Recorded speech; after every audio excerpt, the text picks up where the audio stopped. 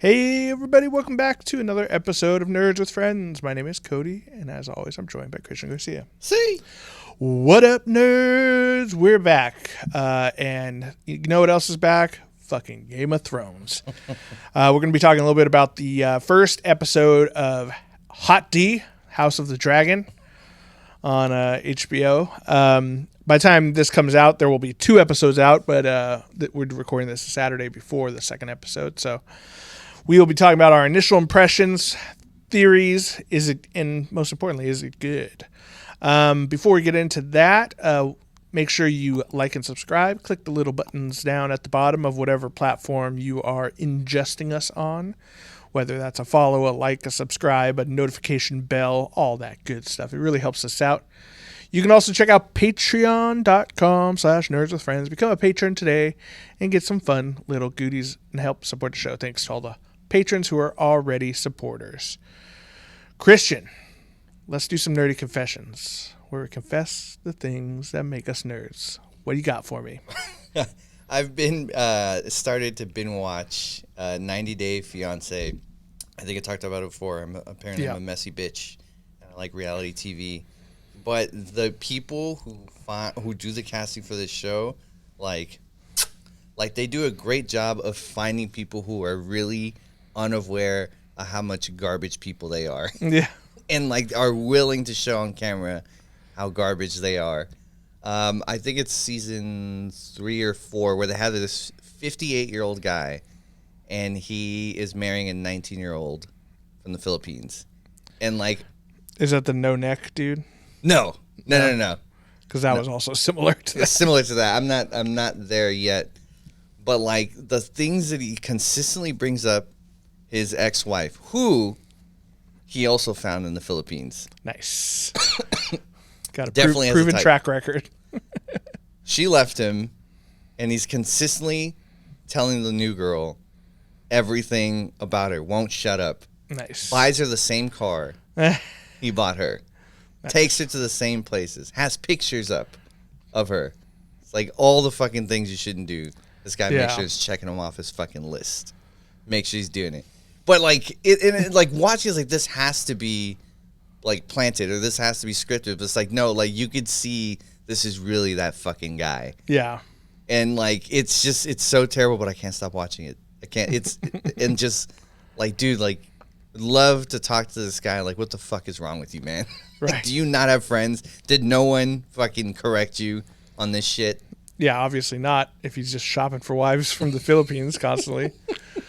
I've never really been into reality TV. Like the closest I've ever gotten is like I like that show Chopped was all right. You know, it's one of those cooking shows with one of the guys from Queer Eye for the Straight Guy. I like that. You know, I like cooking shows, but I do not give a shit about 90 Day Fiance, The Bachelor, Love on a Spectrum, Survivor, Big Love Brother. on the Spectrum you might like. It's pretty. There's no pretty way. good. There's absolutely no way I would like it. We got to ease you in with like Alone. Have you seen Alone? No. I don't, again, I just I have no interest in that. So on that one, what they do is they take a bunch of people who are like survival experts, right? Put them in a place, and then they have to try to last X amount of months. Yeah, you've talked about it before. Yeah, you should do that one. That sounds terrible. I don't want to watch it. Yes, all that stuff is just.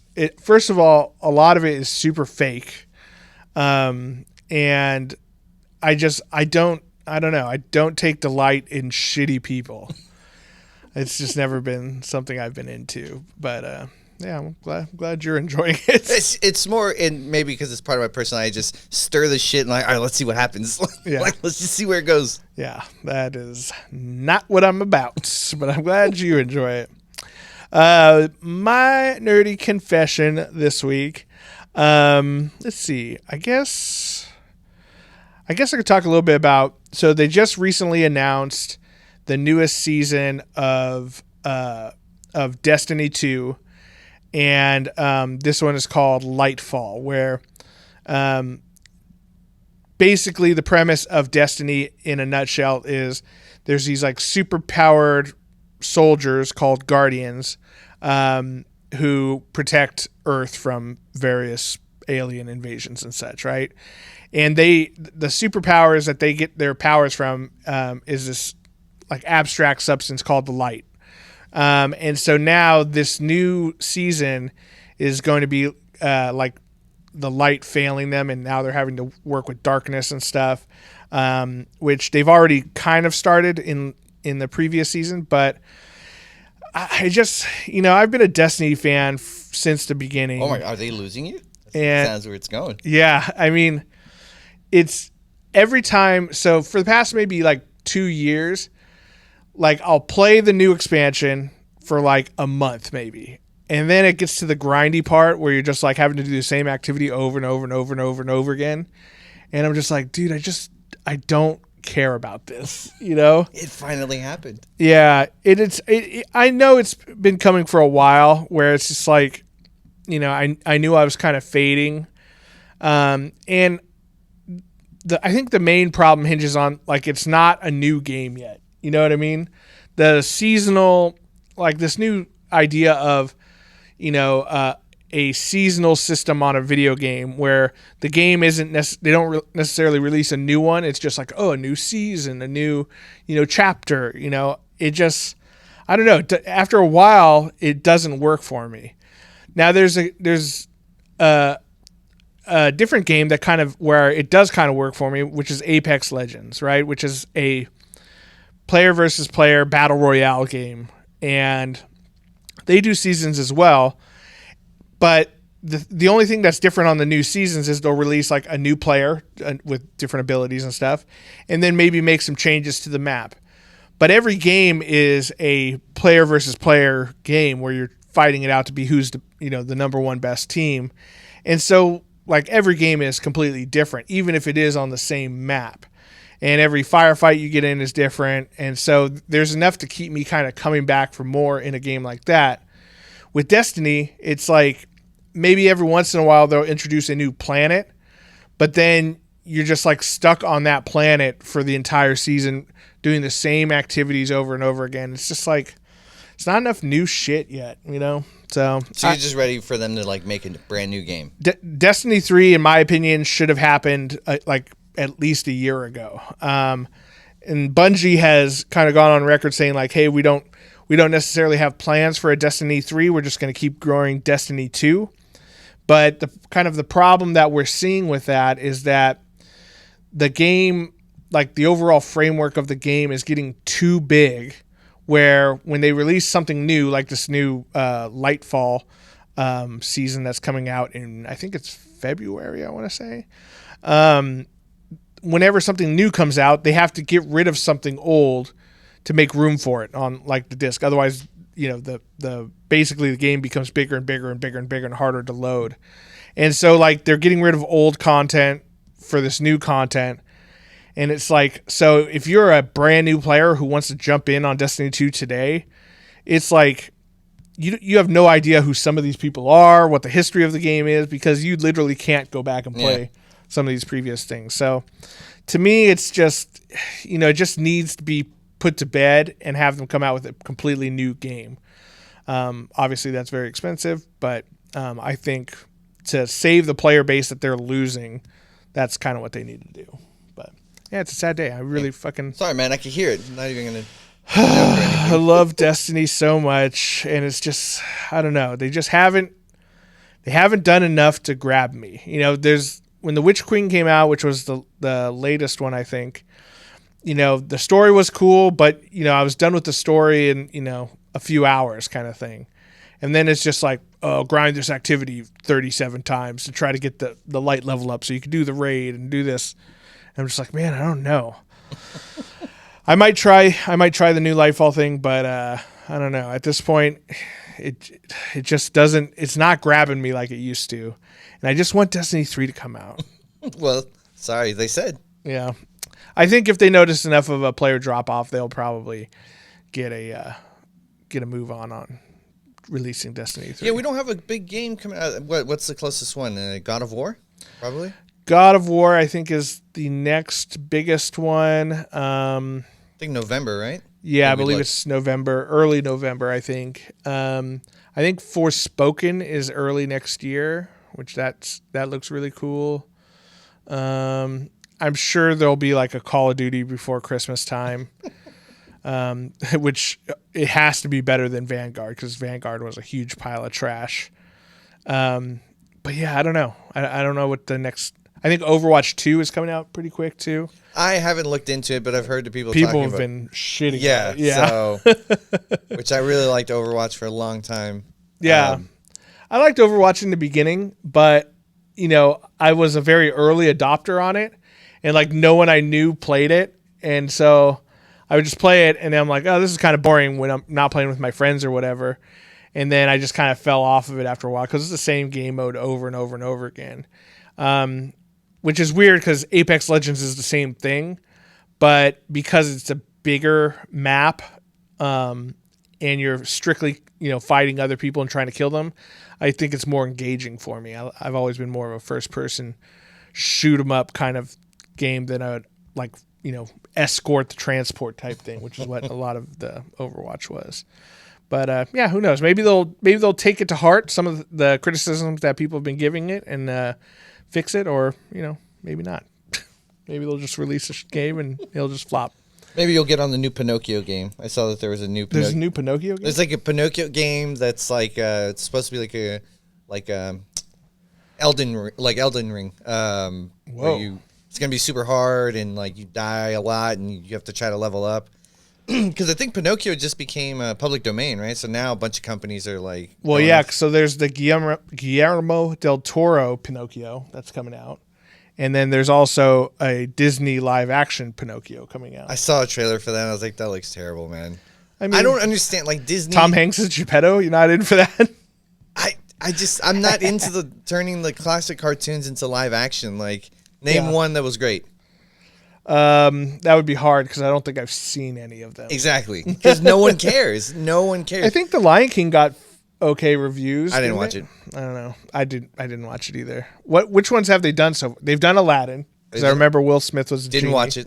Mulan didn't watch it. Mulan, yeah, I never watched that one. Lion King didn't watch Lion it. King. Beauty and the Beast. The missus wanted to watch it, so we saw it. Oh, they did a Beauty and the Beast. Yeah. I know they're doing an Ariel, and like the classic. I don't know what you'd call them. The right wingers, the misogynists came out and they're like, "Oh, why is she black?" I'm like, Jesus Christ. Of course. Yeah. Of course they did. They can accept the fact that she's half fish. Yeah, that's so stupid to me. But the black part is where they draw the line. It's funny. We talk about it a lot on this show, but one of our old comic book store owners has his own YouTube channel called Nerdrotic. And I can every time something comes out, I can almost guess his thumbnails. Oh, of course. It's so stupid. But I honestly... Oh, She-Hulk's so stupid, blah, blah, blah.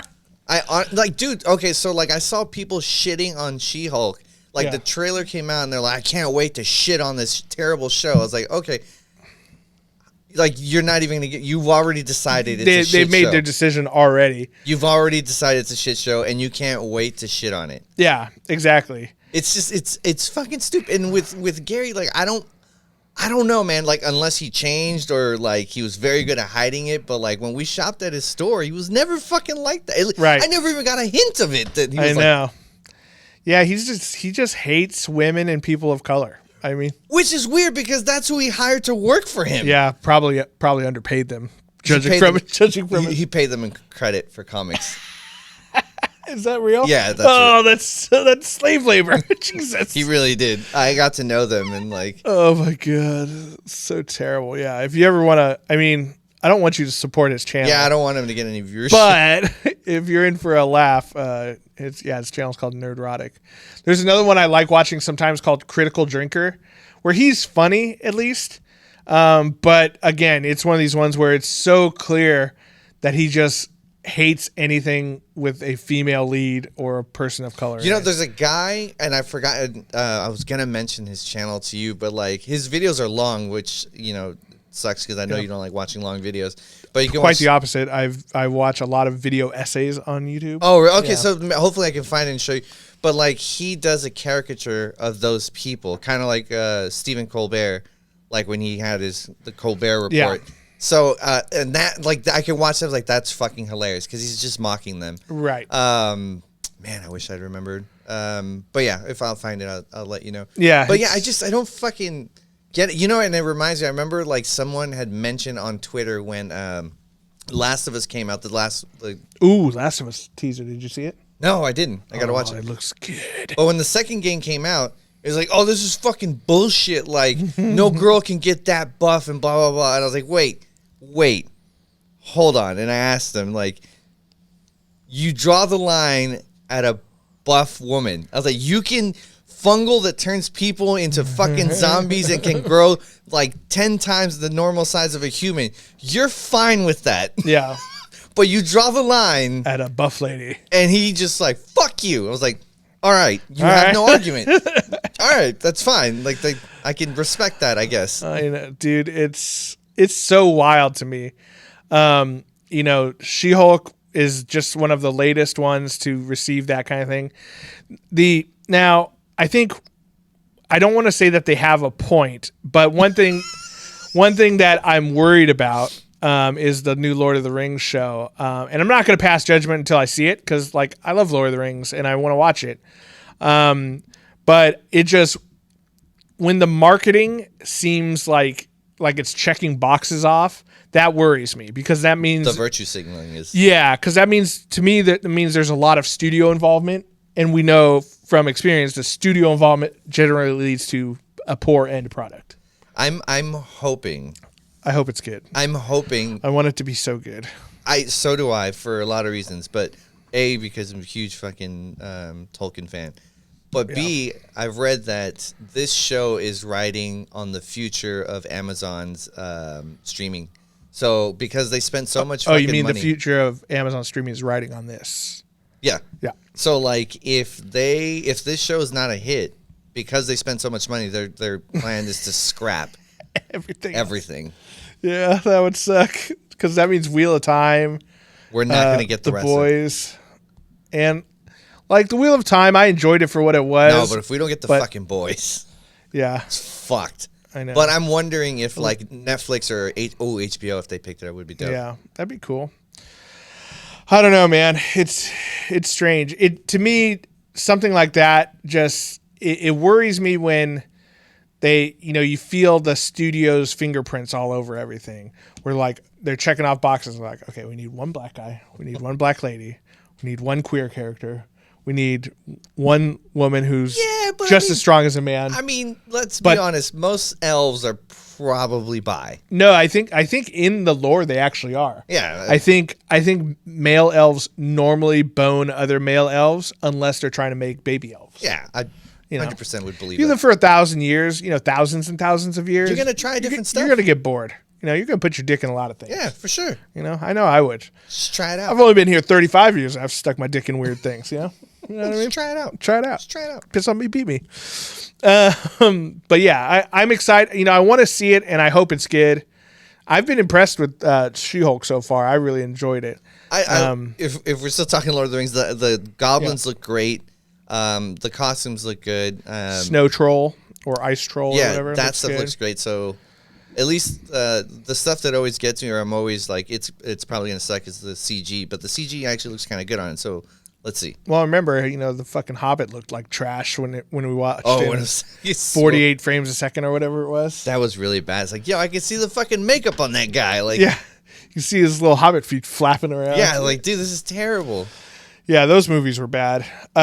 Because I've been on a bit of a Lord of the Rings kick recently, I've rewatched all the extended editions, and I rewatched the Hobbits. Hobbits are just not good. You know what I mean? Like in general? No, like the movie, the three Hobbit movies.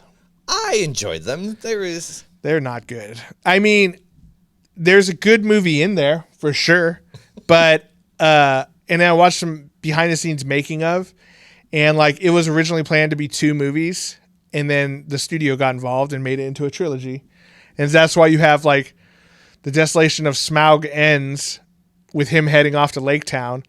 And then in the first 5 minutes of the Battle of 5 Armies, they kill Smaug and he's dead. What the fuck? It's those were bad. I mean, they had good parts in them, but really bad stuff too.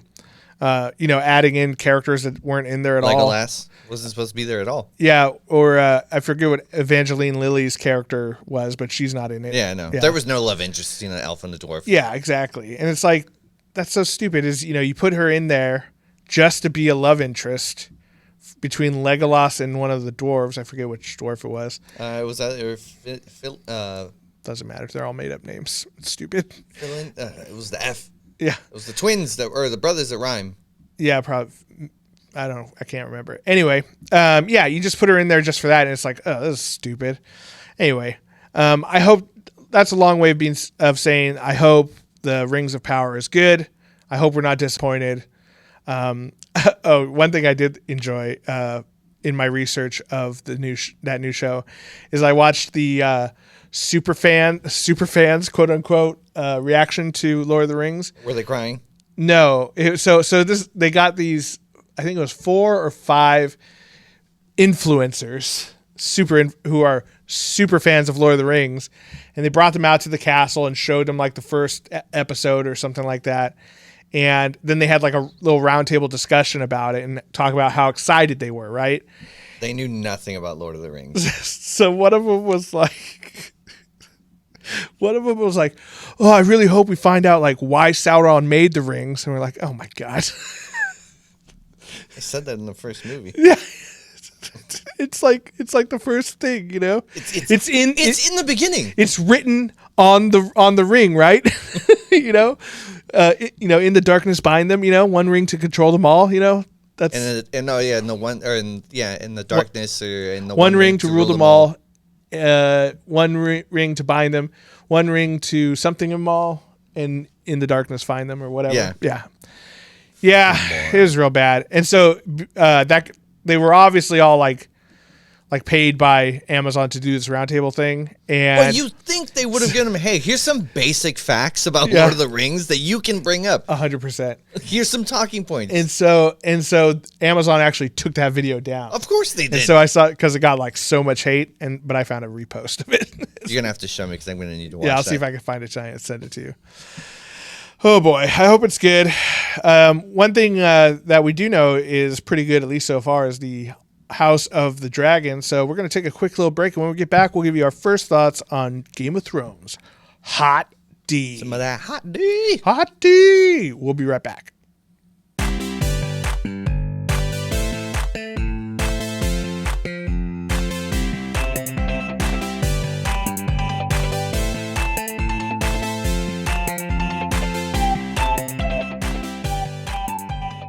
And we're back. All right. Well, the time has come again to venture into the lands of Westeros. The newest show in the Game of Thrones universe, House of the Dragon, is out. The first episode has already been released. Second episode, by the time this podcast comes out, will be out as well. So we wanted to kind of give our initial thoughts on it. Maybe a little background info on, when this takes place and whatnot, and, let you know if it's worth watching. The show apparently already, the first episode, broke like the all-time streaming record for HBO, more so than Wonder Woman 1984, more so than... yeah, but that's not fair because all the I guess it wouldn't be the MCU, but all the women haters would have clearly avoided it. That's probably true. And then more so than, what's the other? Snyder Cut. Snyder Cut. Yeah, it was more than Snyder Cut. I think they said 10 million people watched it right when it came out, which actually caused server issues. So if you tried to watch it right when it was released, you might have had error loading it. It's because so many people were trying to watch it. And much respect to the fans, because even though how let down we were by the last season, we still want that content. Because that's how good like the first 5 seasons were, man. Yeah. That we just want that back. Yeah, exactly. And I mean, season 8, I think, rubbed a lot of people the wrong way, and myself included. But it hasn't lessened my love for Game of Thrones. Yeah. And I think there's, I don't think I'm alone in that sentiment. Because I was, I didn't watch it maybe right when it came out, but an hour or two later, I was on there watching it. And, as far as the first episode goes, like, I'm in. Like it looked really good. All the actors are doing a killer job. We'll kind of go over some of the basics. I mean, it's the first episode, but we'll maybe do some light spoilers just in case. But it is the first episode of the first season, so I mean we can't spoil too much about it. But a little background on this one. This one takes place like what 200 years, 250 years, something like that, before the events of Game of Thrones, the core series. Well, I guess we should say, and it follows the House Targaryen and their rule over Westeros. Which is dope because you always, on the original show, we always just hear about it. Right. Know? So now it's kind of cool just to actually see it. Yeah, exactly. And these aren't the first Targaryens who got here. The Targaryen dynasty has already kind of been cemented when this show takes place. And this is based off the novel, the prequel novel called Fire and Blood by George R.R. Martin, which I just recently started reading. I actually stopped reading the Silmarillion and started reading that instead. And gotta say, man, it's good to be reading Game of Thrones again. I love George R.R. Martin so much. Which I'm I don't know, maybe not worried, but I'm wondering, I guess it's worried that all of this takes place in one book. So how many seasons can you really stretch it out? So not only that, it's one part of one book. Because when in Fire and Blood, the novel, it starts off with a history of the first Targaryens to come over to Westeros, and the fact that they left old Valyria because I think one of the wives or sisters or both sister wives of the Targaryens had this vision of the long night, the White Walkers coming and taking over everything. And so they left old Valyria on a whim, and came over and settled in Dragonstone. And all the other Valyrians were like, look at those Targaryens that ran away like little bitches. And there were other dragon riding families over there too in old Valyria, because they did a lot of like crazy blood magic and stuff. And they had like, there's even theories out there that like dragons were created through like genetic engineering, essentially, of like magically mixing two species together and stuff. Pretty cool stuff.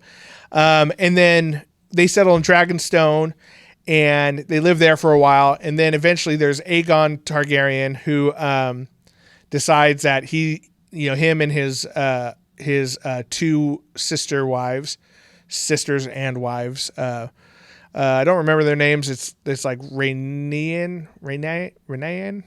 They're all like R names and V names. There's a lot of those. But him and his two wives fly over Westeros, and he's like, I'm gonna conquer that shit. And so he comes over and just basically fucking owns everyone in Westeros. Like there's the 7 kingdoms. So there's Dorne, Casterly Rock, which is the Lannisters. There's the Starks up in Winterfell. There's Highgarden, I think, was one of them. There's the Baratheons. The Baratheons at whatever the fuck their place was called. Storm's End. I think the Trident counted as one, and maybe like the Iron Islands. I could be getting those wrong. But essentially, he came over and fucking pwned everyone except for Dorne, who they were so sneaky. Like he would show up at like their main city of Sunspear, and he'd be like, "Where is everybody?" And like, there'd be no one there, just a couple like merchants and stuff. They're like, "I don't know." They're like, where'd they all go? Like, well, I don't know where they went. And then he would just like, he'd be like, "All right, I'm going to leave some troops here and go try to find them somewhere else."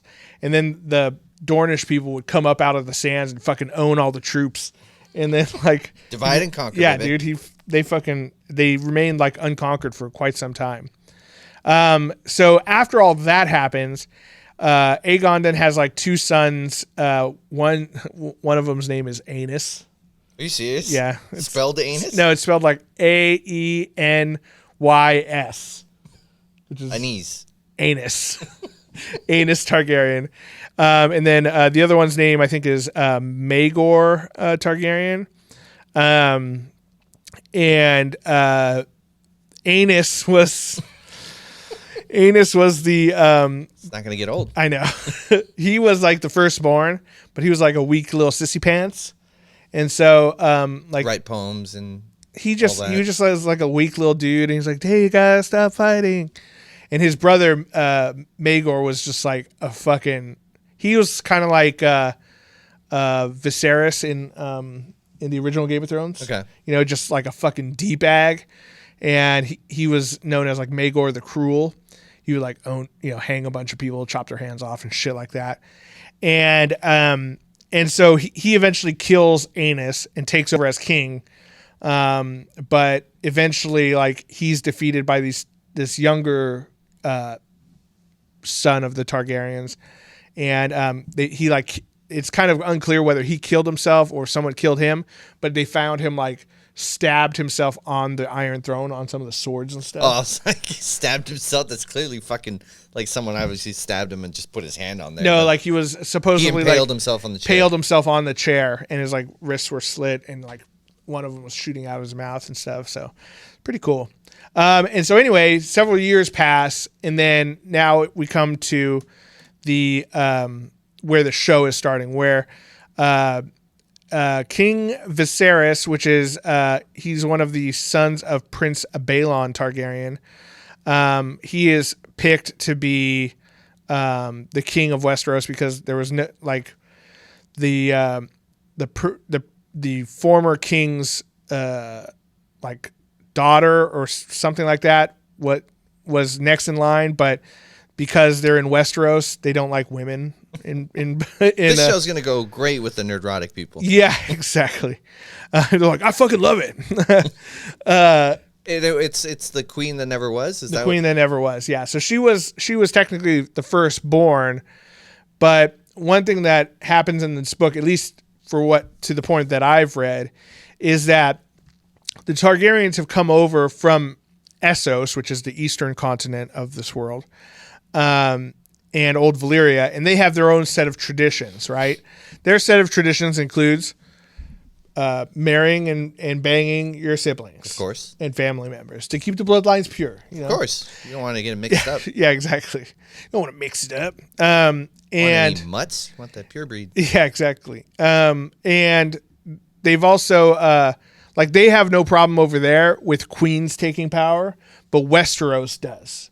Because Westeros very obviously is kind of based off of Europe, medieval Europe, right? And so they're always in this tight balance. One of the things with King Aenys is that he married his sister, and then like everyone was like, "What the fuck? Ew, gross!" And so he's like, "What? It's what we do. Well, that's what we do." And so, like, they had this big battle with the Faith Militant, which is you'll remember from the Game of Thrones, the Grand Sparrow. Remember that part? Yeah. That's kind of the same thing. Like the Faith rose up against the Targaryens and like helped overthrow him because he was banging his sister. And so, like, there's this constant struggle between the Targaryens' traditions and Westeros' traditions. So. That kind of gives way to this younger grandson, Viserys, taking power. And I'm not too sure about him. Like, I'm not too, so far it's like, okay, he seems like a reasonable king. Yeah. Seems like a likable guy. And then, spoiler, like, lets his wife die, chooses. And I mean, but it's one of those situations where it's like, okay, was he a bad guy for making that choice? It's a shit situation. Well, yeah. So the choice he was given, again, this is spoilers for the first episode, but he's basically trying to get an heir. He's already had one daughter, who her name is Rhaenyra Targaryen, and he knows. Well, I can't make her my heir because these fucking people because over here everyone hates women. Are going to be pissed. Yeah, they hate women. It's like, if I don't give it to her, I got to give it to my brother, who's a fucking piece of shit. Fuck boy. Daemon Targaryen. Yeah. And he's like, but I do still love him. He is my brother. He's but he's also kind of a piece of shit, you know? And it's very similar to the Aenys and Maegor Targaryen, where one is like a good, reasonable guy, and the other one's a megalomaniac piece of shit. And you'll notice that happens a lot throughout the Targaryen bloodline. Like for the most part, Daenerys, the one from the original show, she was a good queen up until the last 2 episodes or whatever, where she suddenly turned evil. But her brother was a piece of shit. And again, we've talked about on the show, which could have worked with more episodes and more hints. Right, of of her course. turning. It could have been a more gradual thing, but it's just like one episode, she's like, I'm evil now, burn the city. Yeah. So, the king is kind of left with that decision. He's like, do I give it to my brother, who's obviously a psycho, or do I pass it on to my daughter? And he decides to pass it on to his daughter, which is looks like it's probably going to cause a little rift in the old family in the show. So, and I love the groundwork it's laying, where like, the aunt is going to be fucking pissed. Like, wait, I was skipped over for being a woman, and now you're giving it to her. Yeah, exactly. So that's brewing right there. Yeah, exactly. Here, we'll put up a little family tree that we have here. This is the Targaryen family timeline. Now, it goes back further, but this guy, Jaehaerys, was a really good king, and he was like responsible for building King's Landing, building a bunch of roads that connect all the different kingdoms to each other. He was basically known as like this awesome king who just, essentially civilized and connected and unified the 7 kingdoms. All around nice guy. All around, yeah. Solid dude. Married his sister, Alysanne. And then he had like something like 13 children or something. Some of them died shortly after birth. Some of them had... You got to get rid of those defects from... Exactly. Inbreeding. Exactly. And he even had a daughter named Daenerys, which is pretty cool. Aemon Targaryen. And then he had Prince Balon, and then there was another one too. I can't remember. Maybe it was Aegon. No, I don't know. You'll see they have a lot of similar names on here.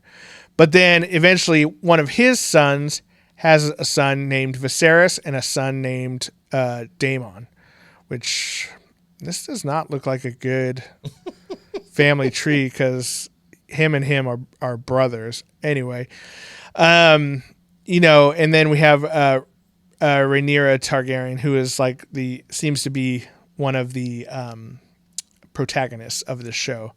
We also have, which we don't know which way she's gonna go. Yeah, exactly. I mean, Targaryens rolling the dice.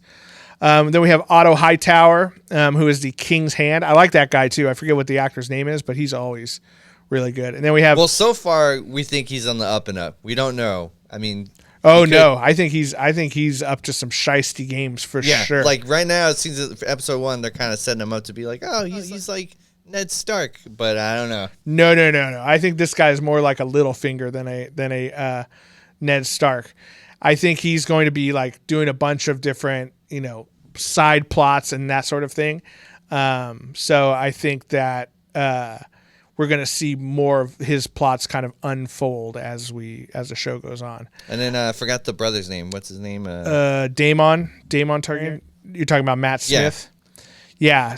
Which is crazy. Like, he hears his brother, like, basically, like, the Hightower guy says, like, hey, you cannot make him king, and you have to pick an heir, and it can't be him, because he says he's a fucking garbage piece of shit. Yeah. And, like... You hear the king, his brother, say like, "Hey, that's still my brother. Yeah, that's my brother. Don't talk like that." Yeah, and it's like if he's next in line, he's next in line. Yeah. And so what does this piece of shit fucking do? He goes out and gets drunk at a whorehouse on the day the brother does.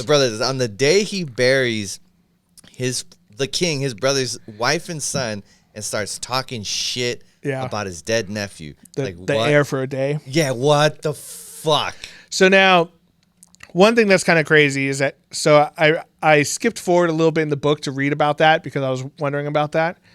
So this whole book, the Fire and Blood, is essentially, it's being told by Maesters of the realm of Westeros. Okay, in the book. Yeah, so you're reading accounts from these old Grand Maesters and stuff who have collected the histories of Westeros and passed it down and then Which I still George don't- R.R. Martin is translating it to us. Which I still don't know about these fucks. Yeah. I don't know if they're on the up and up or not. Meisters, yeah, no, some of them are and some of them aren't. That's the thing. Like, I don't know if they're playing the long game to try to take over themselves. Yeah. Or, like, you know, I just, you always got to look at who's writing the history. Like, they're going to have a fucking narrative of what they wanted. Like, so who knows? And so that's some of the things that happens because we're being told this from a somewhat unreliable narrator, where maybe records weren't, you know, complete or whatever.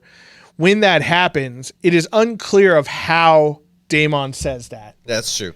So it could be that he's laughing and like, bah, you know, air for a day, suck my dick.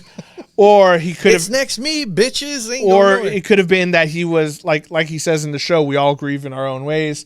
Maybe he made some sort of, you know, like somber toast to him or whatever. You know, and we're not told as the viewers or the readers what actually went down. So, but like in the book wise, that's dope and it makes sense. You know, you're being told that this is, you know, events that have happened, how these people are saying it. But in the show, it's just, to me, that's what happened. Like, that's the truth. Right, but because again, we don't have an unreliable. Well, we are, because who told you that happened? It's the king, the hand of the king.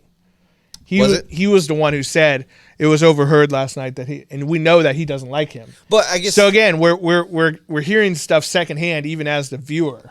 I guess because we saw it on camera where it seemed like it had happened live, that's why I feel like, oh, then that's what had happened. Right.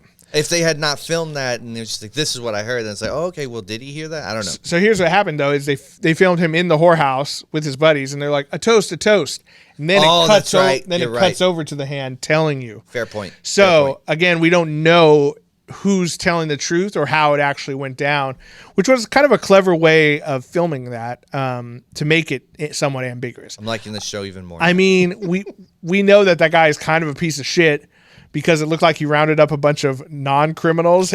Well, so that's another part where we don't know. Yeah, because he said they were.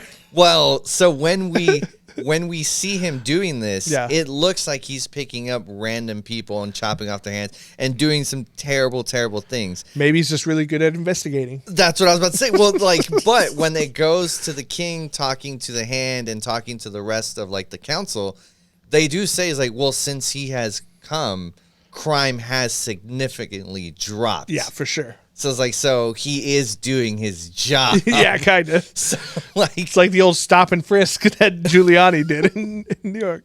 Well, crime went down, but like, yeah, but there was a lot of unconstitutional shit you fucking did. Yeah, at what cost?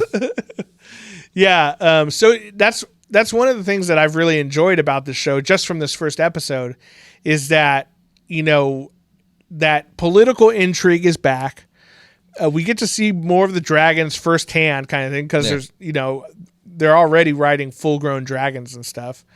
So, you know, we'll get to see a time in Westeros that was only kind of hinted and referenced at in the original show. So I just hope they bring some badass fucking fighters. Yeah, I feel like they've kind of hinted at the handsome dude at the joust who beat. Damn, I forgot his name, but Daemon. Yeah, Daemon Targaryen. So yeah, he was a Dornish guy too. Yeah, the fucking Dornish, which means they're always up to some shit. We know he's gonna die for sure.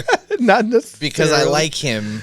Yeah, and we want to see him. That's true. So he has to die. That's true. Yeah, one thing that's kind of exciting about watching a show like this, like you saw the part where Rhaenyra or whatever her name is named heir, and you have all the high lords of the kingdom like pledging fealty to her, and we see the Starks, we see the Baratheons, we see the Tyrells, we see all these different people who we know are ancestors of the other characters that we love. So that's one thing I've really been enjoying reading the book, is that, you know, you see a bunch of different Starks, Tyrells, Mormonts. I forgot about the Mormonts. They were dope. Yeah, Lannisters. You know, you see all of them throughout history, and how some were like really cool, and some were like not so cool. Like one of the Starks that meets with King Jaehaerys, he's like supposed to be this like stubborn, like really stoic man, And his queen goes up there, and she kind of figures out, he's like, oh, he's not really that bad of a dude. He's just kind of like, he's stuck up here and it's fucking cold all the time. So he's a little standoffish.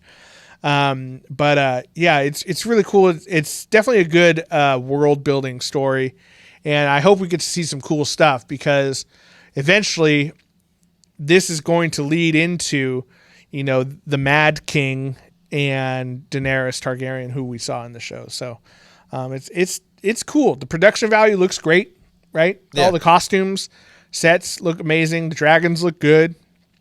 I'm excited. I think it's definitely worth a watch. Would you say so? I feel like they are they set themselves up to succeed, because all they have to do is don't follow what happened in the last couple of seasons. Right. Just don't do that. Well, here's one thing too, is that this whole story is written already. That's fair too. Yeah. So, and it's different showrunners, right? It's not the same. It's not D.B. Weiss and David Benioff or whatever the name was. Dude, they went off and just fucked off with the money, huh?